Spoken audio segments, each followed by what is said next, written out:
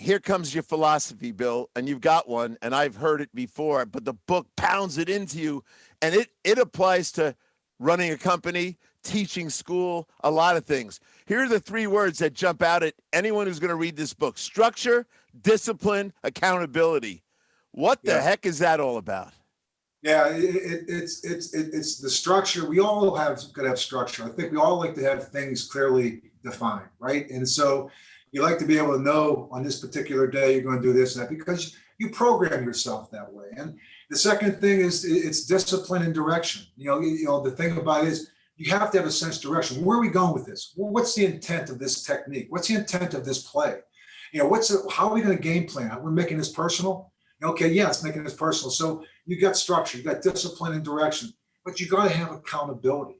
And like that comes down to making sure that you make some tough decisions if you have to make. It also starts with coaches as well. I'm going to look in the mirror and hold myself accountable first and foremost. But at the same time, know the people you're talking to.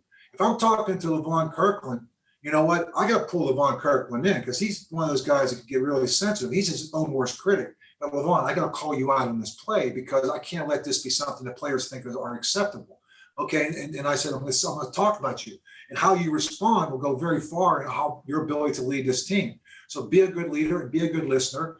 And the same thing, if I have a guy like Ray Seals, he's just going to be, I played really good, coach, didn't I? I go, no, you played okay. We'll find out how good you were next week. So there are some guys you have to prod and some guys you have to pat on the back. And I think that that's the thing that you have to learn. It's like being a teacher, Pat.